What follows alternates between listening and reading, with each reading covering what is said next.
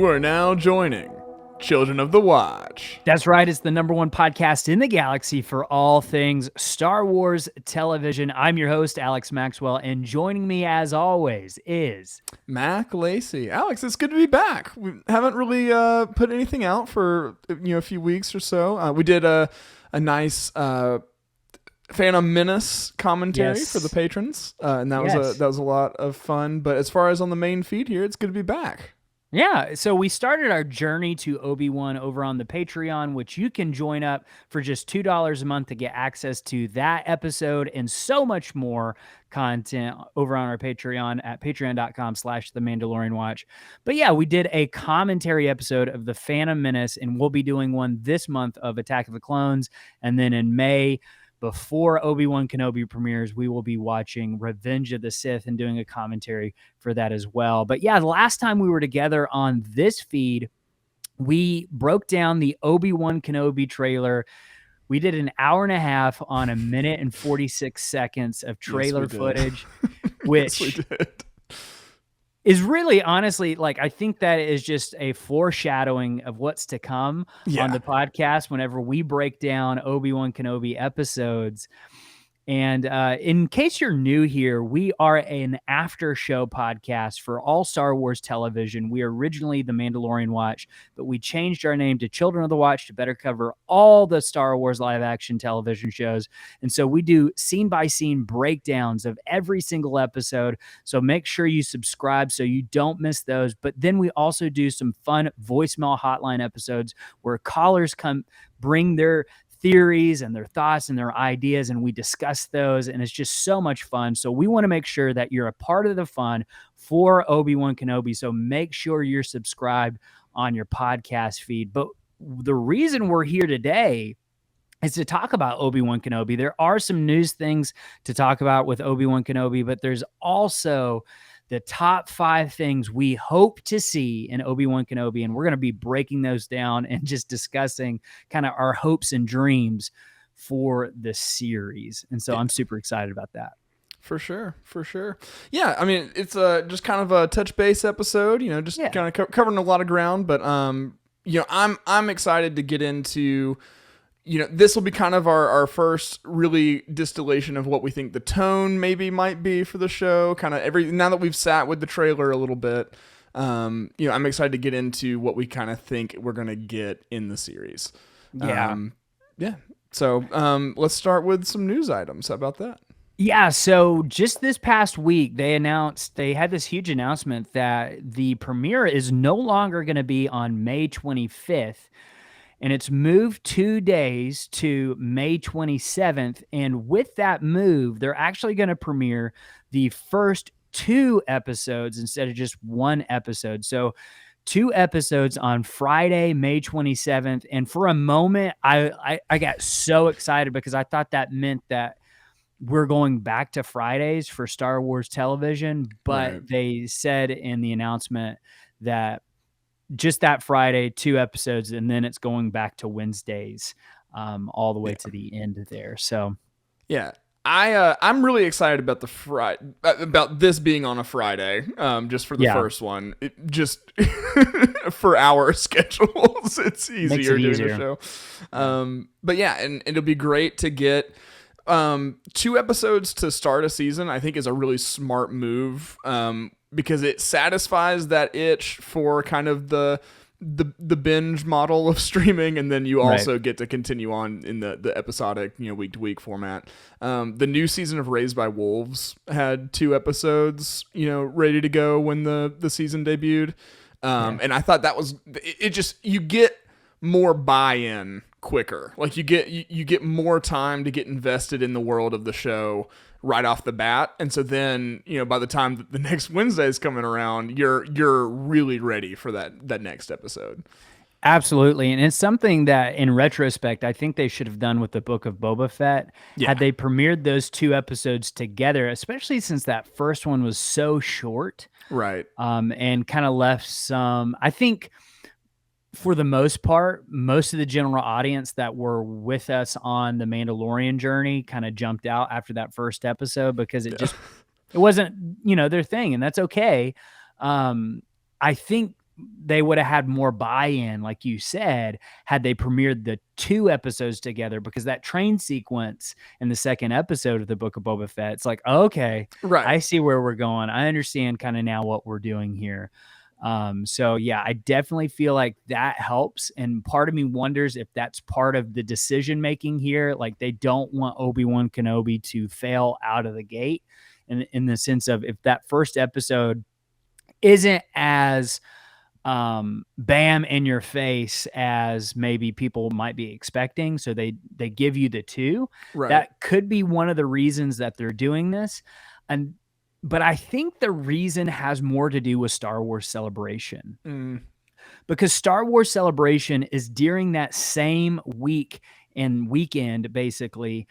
And I don't think they wanted Obi-Wan to upstage any announcements or trailers or anything we might get from Star Wars Celebration that Wednesday and Thursday. Yeah. And so they decided, let's show this on Friday. And I'm guessing for those who are going to be there, there's a really good chance that they're going to do a screening of Obi-Wan Kenobi for the people who are there. Yeah, I'd say that's likely. It seems like low-hanging fruit for them to do, especially with the premiere date move. Yeah, I don't know. I mean, this is a show that people have been talking about for years, like literally years, begging.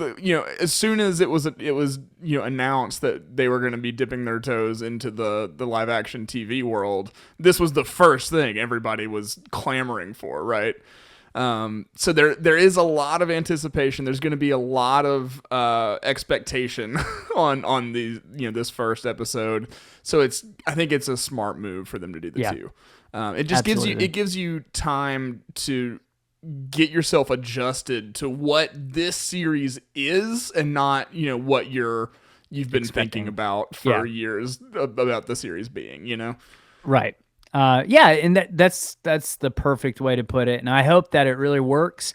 And then I also hope that they see like what a big boom that was showing it on Friday. Maybe we should go back to Fridays for Star Wars. Honestly, that just makes sense, because we're getting to a point, I think even with Obi-Wan Kenobi, where you will have a Star Wars show and a Marvel show on at the same time. Yeah. With Miss Marvel coming out. And I think it would just be wise to keep Marvel on Wednesdays, Star Wars on Fridays. So it's like you spread out your content a little more. But that's just me. That's my preference. Honestly, it works out really well for our podcast, because then we can sleep in on Saturdays. But, to each their own. Part of me was like, oh my gosh, maybe they do listen to the podcast, when I was begging, like, please let this come out early, because now it kind of like gives me a little more buffer for when my baby comes in early July. I can have a little more time there. So it's, if she comes early, that it's not, so all happening at the same time. Yeah, exactly. For sure. So, really cool. A few other news things before we jump into the 5 things we hope to see in Obi-Wan Kenobi. We never really talked about this, but John Williams is doing the theme for Obi-Wan Kenobi. Yeah. How do you feel about that, Mac? I mean, how else am I going to feel about that but be pumped, right? Right. I mean, of course you want John Williams. I mean, he is just so integral to Star Wars. He's just in the fabric of Star Wars, right? Like A New Hope, if you take away the score, that's a completely different movie, and then they've leaned on that strength, ever since. And so, I mean, it just makes sense to this character that there are already a lot of themes and motifs I associate with Obi-Wan Kenobi, like the Force theme. A lot of the times, I just kind of associate with him. I'm excited to see if he weaves any other kind of existing motifs into the theme to build on the legacy of the character, or if That's it's just going to be something completely new, I could see it going either way. I'm pumped to hear it, whatever it ends up being, Right. Because, I mean, so this is basically the same situation that he did with Solo, right? Yeah. Like he did the Han Solo theme for Solo, but John Powell did the actual score. In terms of the series, I haven't seen any announcements of who's doing the score. Right. But we do know John Williams is doing the theme. I think it would be incredible if he did the whole series, but I think that's very doubtful. That's like more than a movie. Yeah, I don't want John Williams to be doing that at this time. Let him man rest. Yeah. He's earned it. Let the man rest. But yeah, I'm excited to see if they ever announce who will be doing that. They also announced some of the writers for Obi-Wan Kenobi recently, and one of the standouts to me was Andrew Stanton, who he is a Pixar like legend, basically. He did Finding Nemo, Wall-E, and stuff like that. He's also very famous for the John Carter movie. That was like his first step into live action. Now, I know that kind of bombed in the movie theaters, but I actually really enjoy that movie. I think it's a good movie. Yeah, I think it was like marketed terribly and stuff like that. There were a lot of things that contributed to that. But yeah, I mean, as far as the movie goes, it's fine. Like, yeah. So like him being involved in Obi-Wan Kenobi is pretty cool.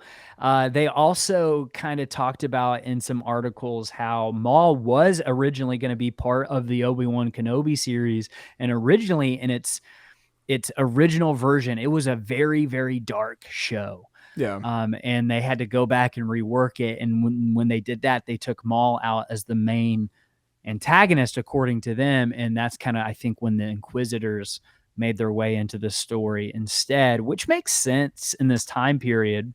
Yeah. Especially just because we know there's something big Maul related coming, right? Yeah. Like all the story with how he ascends to Crimson Dawn and, you know, all that kind of stuff. I mean, there's a lot, I think, the ending of Solo hinted towards that they're working up a big Maul-related project. And I think maybe you also get more room for that if you don't have him in Obi-Wan Kenobi, you know? Right. So it makes sense to me. He's also just like, at this point, he's maybe a little bit not like, obviously his antagonistic relationship with Obi-Wan, he's not above that, but he's like almost a bigger character than kind of a monster of the week TV villain kind of goes. Does that make sense? Like, yeah, like I would almost see, especially with their interaction in Star Wars Rebels between Obi-Wan and Maul, it's like almost like they're old friends, kind of. Like at that point, it's like they're just like, we've been hating each other for so long. We're like maybe the only two people in the galaxy that understand each other at this point. Yep. Like, I don't know. That's exactly right. So yeah, I don't think it's the wrong decision at all to do that and then go back and rework it to make it not so dark. Yeah. I don't mind dark Star Wars at all. I think Rogue One is a perfect kind of example of how Star Wars can kind of take that dark lane, or even Revenge of the Sith for that matter. Yeah. But still have such a central theme of hope too. Exactly. Like you have to retain that to make it work. Which, I mean, Rogue One is covered in it, right? I mean, it's the whole theme, really. It literally ends with Leia saying hope. Yeah, for sure. I mean, so yeah. I don't know. Speaking of Rogue One, another thing that kind of came out was just Darth Vader in this series and how he's going to be portrayed. And they said it's very Vader, like at his peak, unhinged almost, very violent, like we saw, maybe even more so than Rogue One, which gets me really excited and pumped to see that Vader, because that's a Darth Vader we were all kind of thinking about and dreaming about as kids when we loved Star Wars and, you know, growing up with Star Wars, and we got to see a little glimpse of that in Rogue One. And so to see even more of that in this series, I think is going to be very exciting for both you and me and for everyone watching too. Yeah, absolutely. And they talked a little bit about how he's kind of still like a villain in progress at this point. Yeah. A little bit. Sort of like the Kylo Ren angle, but I'm pumped to see that with Vader, you know, when he's still in, by A New Hope, he's pretty comfortable in who he is as Darth Vader, right? But we know that there was a long road of him becoming that, and I'm excited to kind of check in with him when he's still in, you know, wrestling with a lot of things internally. hadn't really kind of come to terms with maybe who he becomes in the original trilogy yet. Yeah, that's really interesting because like in A New Hope, especially with the context of everything that we have now with the prequels and the Clone Wars and stuff, the way that I kind of watch Darth Vader in that movie is that it's like this resigned, like this is who I am type thing. Yeah. And I think you're spot on. It would be very cool to see Vader in this, almost that Kylo Ren mindset of I'm trying to prove to myself that I'm doing the right thing right now. Exactly. Yeah. And just always be kind of plagued by the doubts of like, what could have been, how could I have done things differently, just all that kind of stuff, coming to terms with that, and then letting that inform his behavior as a character. Let that inform his his rage, his anger, that kind of stuff. I think that's an interesting character study that I hope we get some time to focus on in the series.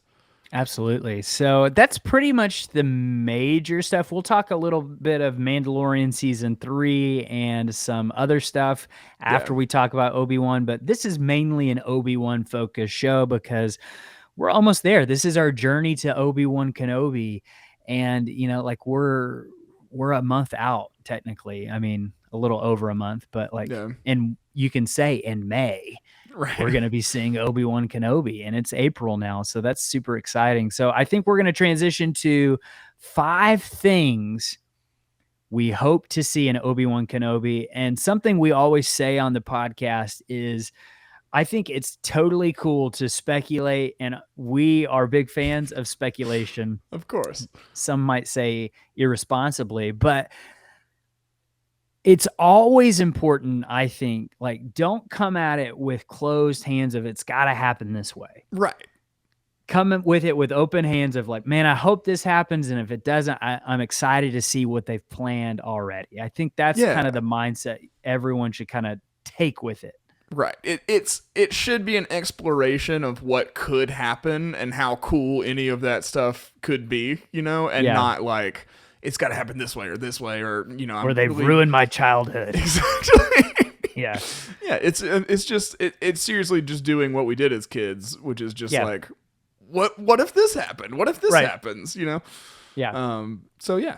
I'm down to run down the 5 things.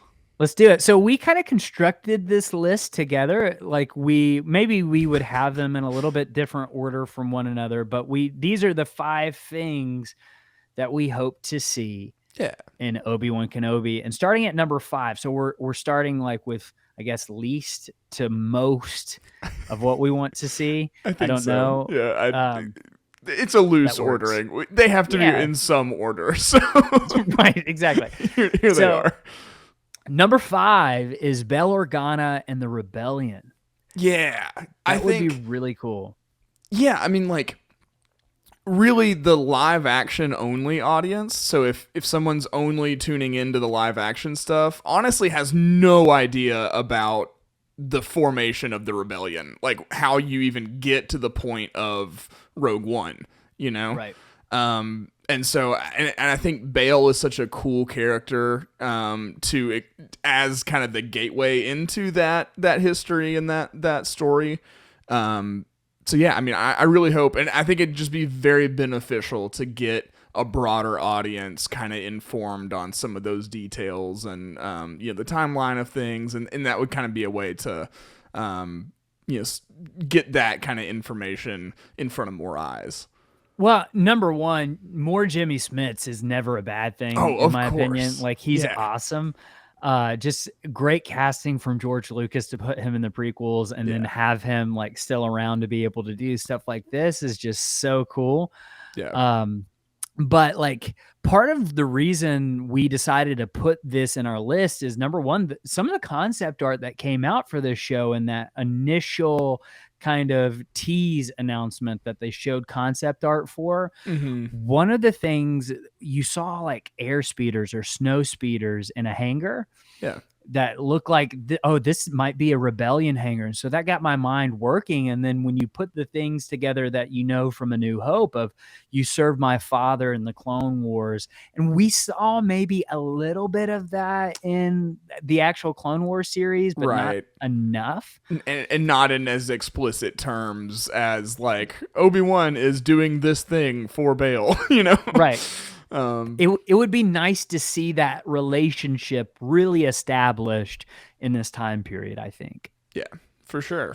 And honestly, just I love the Rebellion. I just think it's one of my favorite central arcs in Star Wars. Is just the I just find it interesting, and the what that story has to say about hope through hardship and that kind of thing. I think is just that's some stuff that's really inspiring to me in Star Wars. So, and what's really cool is they kind of have an opportunity here to really play with that Marvel style model of like everything affects each other. And so like you could see something in this that maybe Obi-Wan helps Bell out with, that then later we will pick back up a little bit without Obi-Wan in the Andor series, because I totally could see Bell Organa in that series as well. Oh, absolutely. I really hope we get some Schmitz. Yeah, he better be in that one, right? Because I mean, he's basically the leader of the rebellion at this point. Yeah. It's him and Mon Mothma. So so that's a really cool opportunity I think they have, and I would just love, number one, to see more Jimmy Smits. So that's number 5, Bail Organa and the Rebellion and Obi-Wan would be really, really cool. Yeah. Number 4, Owen Lars being cool. Yeah. Just in some way, I don't know. I just feel like he's. I love the idea. Anytime you do kind of like with Alfred, where he's this mild-mannered, sometimes kind of curmudgeonly, just depending on how the portrayal of that character in the story is. But then you find out he has this wild past and did all this stuff. Right. I always think that character model is interesting, right? And I think we have a really good chance to kind of do that with Owen. Because, I mean, you see him in A New Hope, he's just kind of this kind of grouchy dude, but just a farmer. Like he's just a dude who's just trying to make ends meet and just get the water that he needs to provide money for his family, and that's it. Like that's all he cares about. But then you also know that he's really actually like at the same time, stuff. He is performing a service to the entire galaxy in like watching over Luke. And so, I mean, he's got like a really a large, part to play just in the story of the galaxy in general, And so I'm excited to see that in action, like get the nitty gritty about it, Part of me, like, just like how this show has the potential to change our perception of A New Hope in a new way that's not bad or anything like that, but in a way like when you watch A New Hope again, which we've all seen well over 100 times probably at this point, but like in a new light. Yeah. And that is an incredible opportunity I think that this show has above any of the other shows that are coming out, because it directly relates to the original Star Wars, right? And that's why it was originally coming out on May 25th. The anniversary of that is just incredible. But it's like poetry, Alex. It rhymes. I have never heard that phrase before. That is I just made it up right now. We should start using that. But yeah, like when you watch A New Hope, you don't really like, you get the sense that Owen knows some things about Obi-Wan, right? Like he knows some things about Obi-Wan, and he knows some things about Anakin, because like that look he gives to Beru when Luke leaves, she says something like he's got too much of his father in him, and he says that's what I'm afraid of, right, or something along those lines. And you kind of get the sense like, oh yeah, he knows Anakin, and maybe we can equate that with, you know, what we saw in episode 2 and that whole experience. But man, what an opportunity this show has to show like maybe Owen knows a lot more than what we thought he knew. Right. And he does know that he's got the hope of the galaxy living under his roof. Right. And he has the responsibility to protect that. Right. Man, that is heavy stuff, number one. But then also, like, when he keeps denying Luke the opportunity to go join the Imperial Academy. That's what Luke wants to do, is he wants to go join the Academy. That's the Imperial Academy. He wants to be a TIE fighter pilot. He keeps denying him that. And it's maybe we can see that now in a new light of like, he's not just like a mean old uncle father figure type. No, he really literally believes he's protecting him from that. Right. Like, and maybe like he's grown to love Luke like a son. Like, I mean, of course he has, right? Yeah, like, I don't want him to go and do that. I want to keep him here and live a safe and good life. Right. Yeah. Man. No, that's cool. Mean, yeah, it's just anytime you can add a new dimension to a story that's really familiar is always cool. And I mean, so if you think about it, I think a prediction of mine for the show is that Obi-Wan will be a detriment to him having been a Jedi, in that he's going to be used to doing things in a certain way, and he is no longer going to be able to do that because of the need for secrecy and for, you know, kind of the you know, to stay undercover. And I think Owen is going to be able to perform a function, or like I think he's going to be able to help Obi-Wan with that. Owen's going to have more like street knowledge in a way, and be able to provide that for Obi-Wan, maybe get him out of some jams. But like I want to see them working together in like a direct way, you know, like them teaming up to do this thing. But like, you know, Owen knows the locale better. He, you know, has just kind of like, I want Obi-Wan to have to lean on him a little bit in the show. I just think that'd be an interesting character thing, because Obi-Wan's pretty self-reliant. Like, he doesn't really, he never really needs people, you know? Right. That would be so interesting though too, because then like I'm starting to wonder, where did that conflict between the two that's clearly there in A New Hope come from? Did that actually happen before the show starts, or does it happen as a result of what happens from the show? Yeah. I'm excited to see that. I could totally see it being both ways, where there's like a friendliness between Owen and Obi-Wan at the beginning of this series, and then that devolves towards the end, where there's kind of a standoffish thing of, I don't want Luke being a part of that. Right. Or has that already happened with Obi-Wan? We don't know, but I'm excited to see a little bit more of Owen Lars, the person who raised with Beru Luke Skywalker. I mean, that is actually pretty much Luke's dad. Right. So that's pretty cool. I'm excited to see it. And like you said, I hope they team up. I hope they team up to like Owen's like with a sniper or something. Something, you know, anything. Yeah, that would be cool. Yeah. So cool. Very cool. Owen Lars being cool. Owen Lars being cool is number 4. So number 3, this is layered in a way because there's like little subheadings in this one, but number 3 is other Jedi survivors. I hope we see other Jedi survivors in this show, and not just because like I want to see more Jedi, but I want to see the Inquisitors doing their thing with that. Yeah, and just get to experience the emotions of like a Jedi Purge survivor in this time period, you know, like to just like anytime, like Rogue One was so cool because I felt like we got more of a sense of what it felt like to live under the Empire, right? Like you just got more snapshots into more people's lives, and I think more Jedi survivors would be a great way to do that. Like it's a way to feel the fear that, you know, the Empire and the Inquisitors want Jedi to feel at this time, you know? So I think it's gonna be the inciting incident of the show, I think, will be related to some kind of Jedi survivor, or I think so too. Like I can't think of many ways in my head that it, with the pieces we know that are in play, the Inquisitors and everything like that, I don't really see another way, Right. But and who knows? They could surprise us.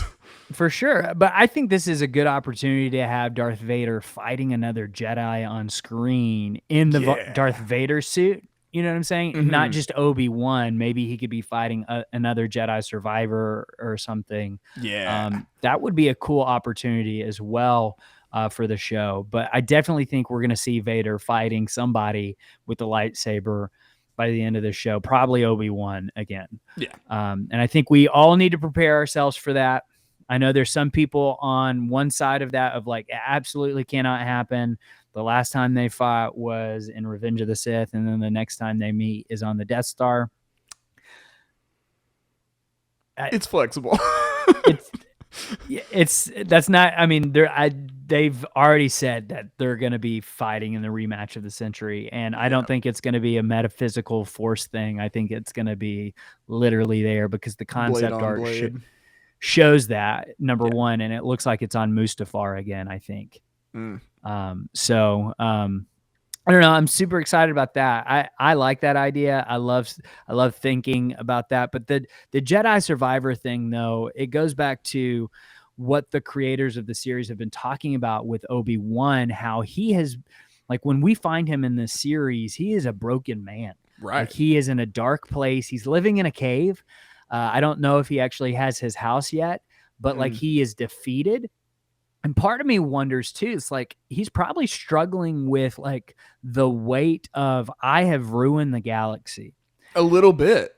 Like, right? I mean, he's got to be. I mean, he saw what Anakin became basically, and like I think he's going to be feeling responsibility for not guiding the chosen one on the correct path to save the galaxy and everything, and that didn't happen. And I think he's probably going to be feeling like, if I had done this differently, if I had done, he's going to be running every conversation he ever had with Anakin back in his head to try to see what could I have done differently, Yeah, I'm sure he's thinking like, should I have said something to the council about Padme? Because he knew about Padme. Of course, like, he didn't know about the kids, but he knew about Padme and what was going on and stuff. I mean, Captain Rex from the Clone Wars knew. So like people were starting to catch on, and like I'm sure like that weight of like, man, this is my fault. Like you said, the inciting incident, I could totally see like other Jedi need saving, and he realizes I can get back in the game. Maybe this is me being able to get back in it. But the full circle part of the show, I think, will be him being able to forgive himself. Yeah. And then realize there's still a hope. Exactly. And that's in Luke and Leia. And like, that's where like, I got to get myself out of the game and invest in them, because they're the ones who are going to save us, not me. Right. Yeah. I think that's where the show's going. Yeah. So, well, very well said. Number 2 for things we hope to see in Obi-Wan Kenobi. Number 2 is Qui-Gon Jinn. Yeah. I mean, come on. Like, it's right there. We know that like Obi-Wan and Qui-Gon were communing in the Force due to like Master and Apprentice from a certain point of view and stuff like that. That idea is out there. We gotta see that. We gotta see Qui-Gon maybe continuing to train Obi-Wan in this moment, and in a sense of, I think he'll be able to help out a lot with Obi-Wan's internal struggles. Like, I think he'll be able to reaffirm kind of, who Obi-Wan is and help him realize there's more that can be done. Like, it's not over, you still have a role. Yeah. And, yeah, and I mean, I just want more Liam Neeson, too, in Star Wars. We watched The Phantom Menace. He is so good as Qui-Gon. He is very good as Qui-Gon Jinn. And, like, just a great opportunity to pick up that thread that was kind of just right at the end of Revenge of the Sith, George just threw that out there of like, that's a huge thing and we're never gonna get. Like, right.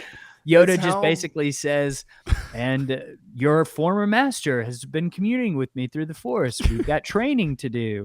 Right. What? It's like, what?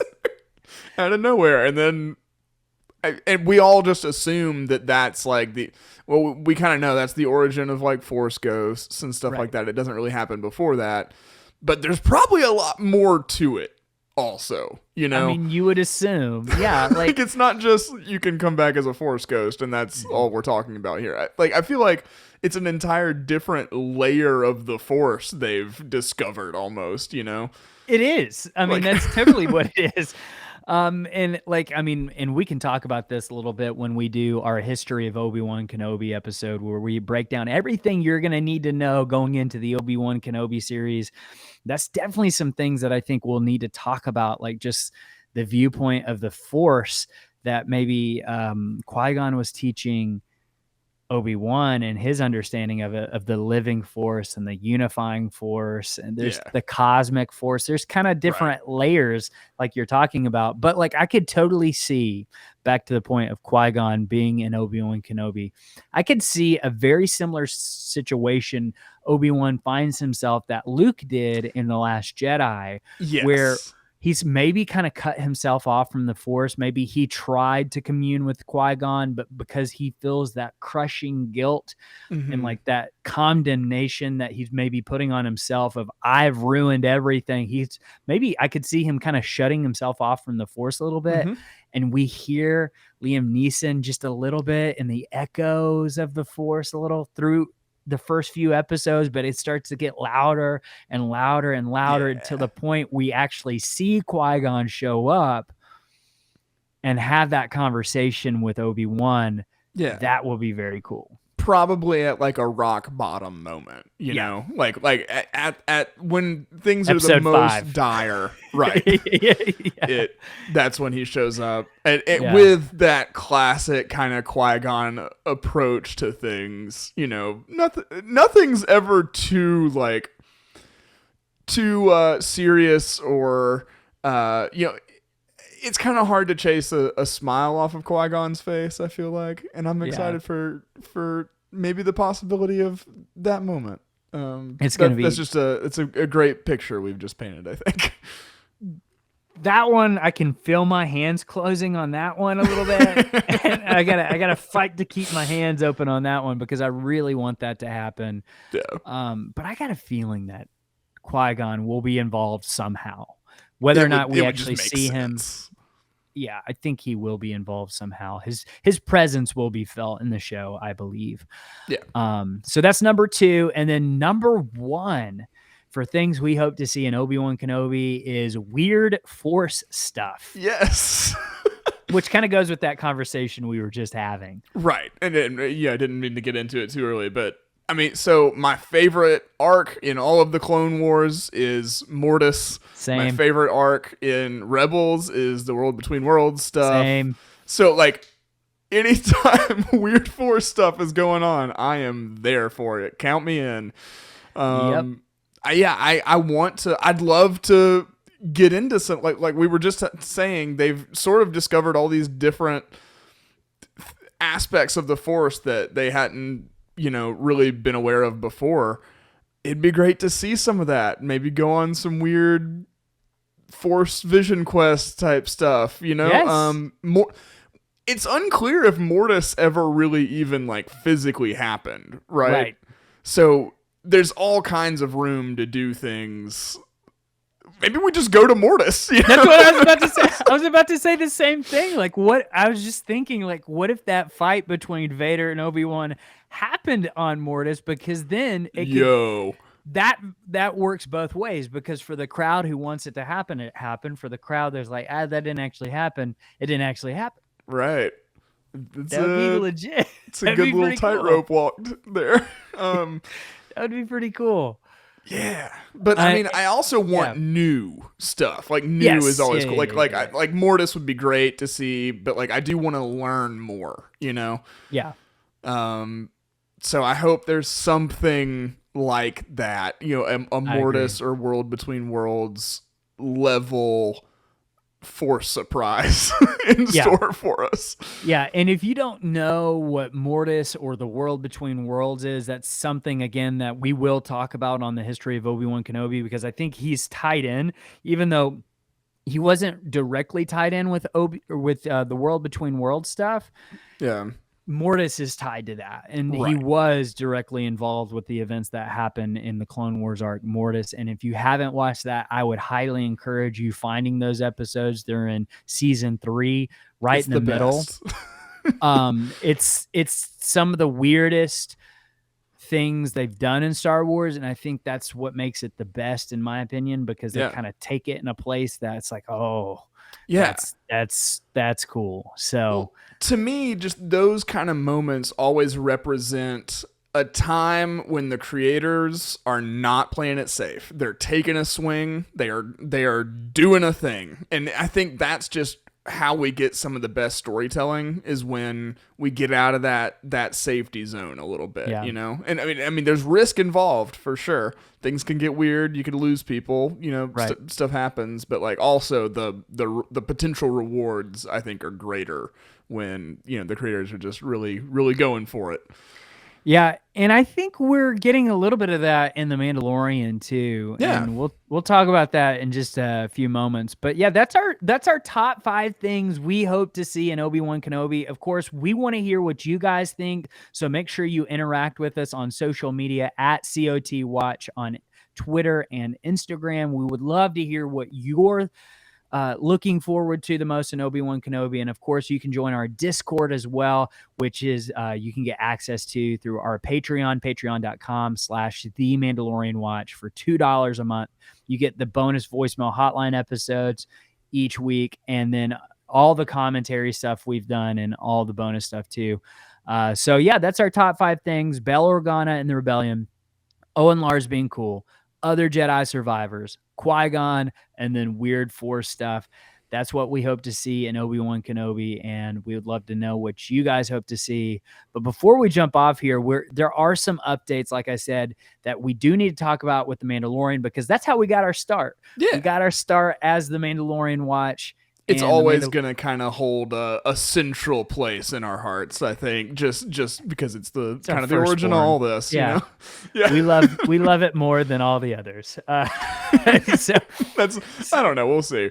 Always room for that to change. But this one might, Obi-Wan Kenobi might do it. Yeah. We'll see. But there are some exciting things happening with The Mandalorian season 3. They actually just finished filming a few days ago. That was someone from the cast and crew, I guess, posted that, and they shouldn't have. But it seems like they're wrapping up on season 3 of The Mandalorian, which tells me we might get The Mandalorian kind of like we did the Book of Boba Fett at the end of 2021, but it's really the next year. Yeah. I think that's what's going to happen with The Mandalorian. Yeah. Just sneak it in at the end of 22 and then right after Christmas. Right. Yeah. I mean, it's a good time to do it. I think people are kind of home. Like a lot of people are watching things with their families. And like, I know for me, like, you know, me and my dad love to watch, you know, these shows together and stuff. So, I mean, it's a cool moment to get some, I just, Star Wars is cool in the way it can bring people together, I think. So. It is. It's so cool. And then some other fun things is Christopher Lloyd has joined the cast of The Mandalorian season 3. Yeah. Which is incredible. And if you're not familiar with the name, he is Doc Brown from Back to the Future. Yeah. So wow. Yeah. I have no idea what kind of character he will be playing. A lot of people were speculating that he might play someone like Joruus C'baoth, which he's a Jedi from the original old EU Legends material, the Thrawn trilogy from that, who basically he was a clone Jedi who turned to the dark side and tried to clone Luke, tried to take Leia's twins. He was a bad dude. I don't think Christopher Lloyd is playing that guy because I think they're going in a different direction, even though I think they're hitting some of the same elements of that Thrawn trilogy in The Mandalorian. Right. I think this guy has more to. I think he'll be more like a Quill type character. That's kind of what I was thinking. I was thinking Yeah. he may be playing like an older Mandalorian or something. The or Mines maybe, of Mandalore. Yeah, maybe I'm just spitballing here, but he could be a because I think like if they cast to type at all, he could be playing like a professor archaeologist type character that could be there looking for stuff too. Maybe they join up, you know. I don't know. There's all kinds of cool. directions I like that idea. They could go, but yeah, no, I mean that the whole story just started clicking in my head because you said that of like, yeah, somebody's looking for the Mines of Mandalore, right? And it could be, you know, not a Mandalorian, but like a kooky kind of archaeologist type. Yeah. I mean, he could be a Mandalorian archaeologist too. You never know. Like for sure. It could be kind of cool to see.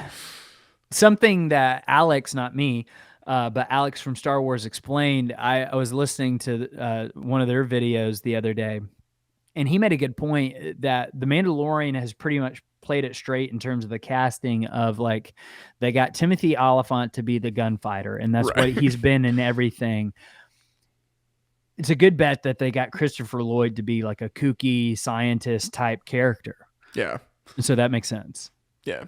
I mean, I feel like if you cast Werner Herzog, you're not trying to avoid being on the nose. You know? Which I still like. We need more information on his character. I'm dying for make a The Client series. Just do it. Just him talking about things that have happened in the galaxy at a table for 45 minutes. Give it to me. I'm here for it. Just sipping different budget beverages. Yes.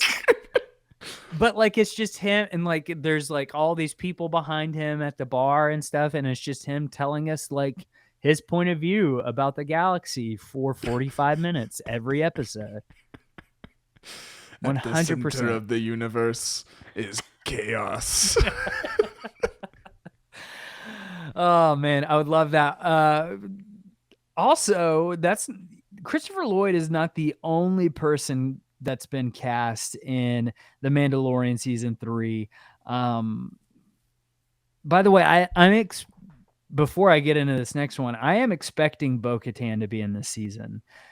Season 3, yeah. Just been following her, Katie Sackhoff, on her social media accounts and stuff. I just get the vibe that she is heavily involved in this. I also think the Armorer will be heavily involved in season 3.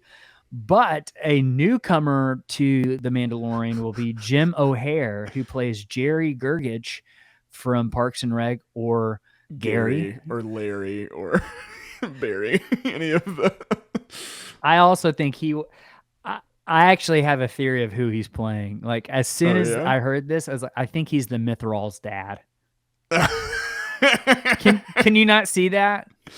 I could definitely see that. I could see that immediately. As soon as you said that, the whole scene is playing out in front of my eyes. Where, also we got to get that dude a name. The Mythrol. You can't just call him the species. We've got a few unhandled names from The Mandalorian. There's the Client, doesn't have a name. Mythrol doesn't have a name. For the longest time, the Child, but now we have Grogu. Yeah. The Armorer doesn't have a name, just the Armorer. She doesn't need a name. I'm on board with you there too. The Armorer is fine. Yeah, let's keep her in the dark there, because it's more fun to speculate who she could have been instead of actually, so yeah, that's. I also assume he'll be in a comedic role. I don't think he'll be playing it straight laced. Just based on previous stuff. Just like his body of work. It's just kind of what he does. So I'm super excited for The Mandalorian season 3. I think The Mandalorian is incredible, and I love it with all my heart. I would die for it. Fair enough. Sorry, just airing it out there. And then real quick, before we jump off here and announce an exciting new contest that we're going to be doing during Obi-Wan Kenobi. Yeah.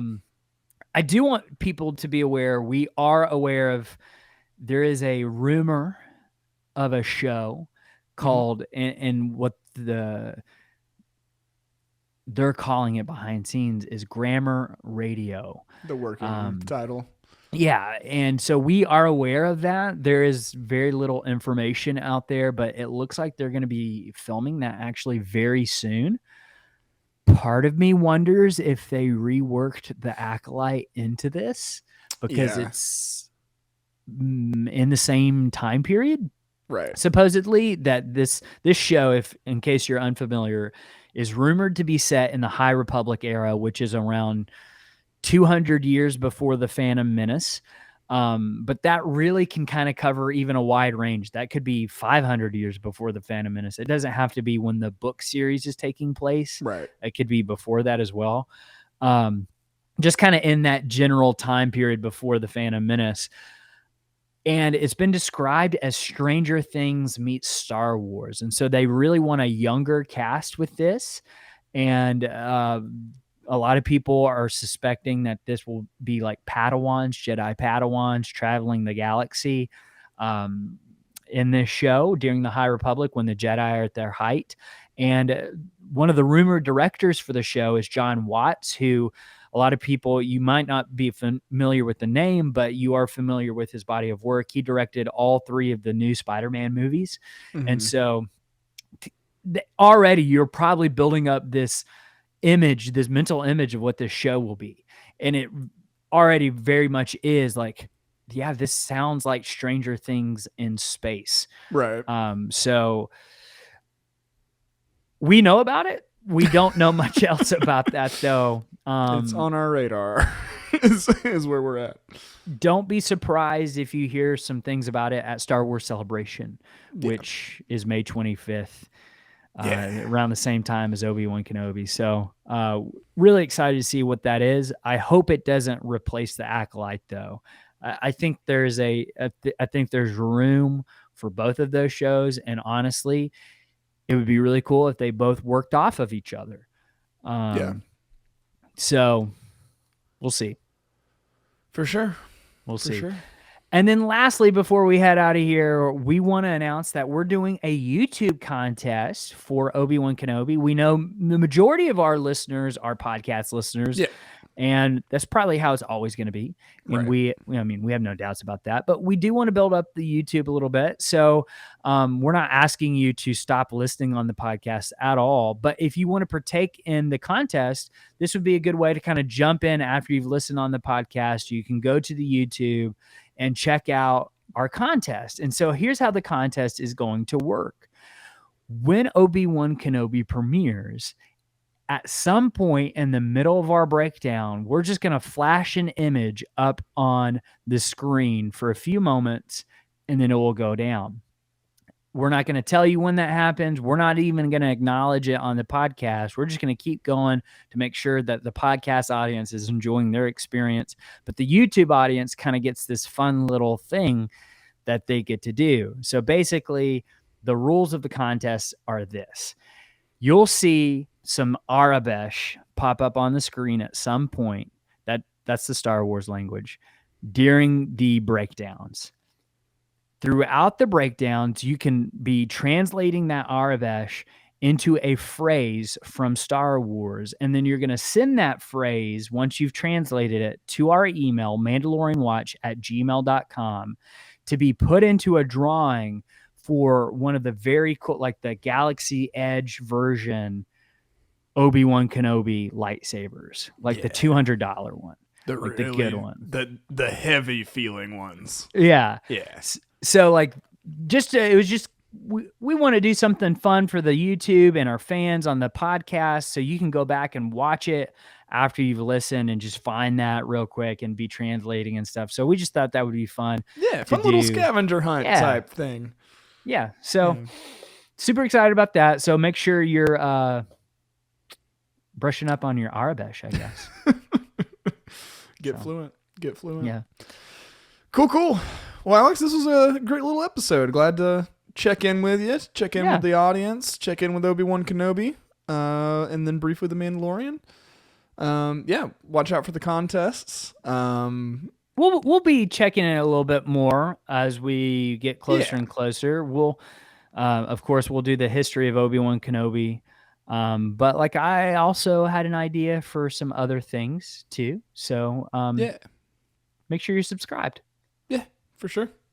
Patrons can look forward to some more prequel commentaries.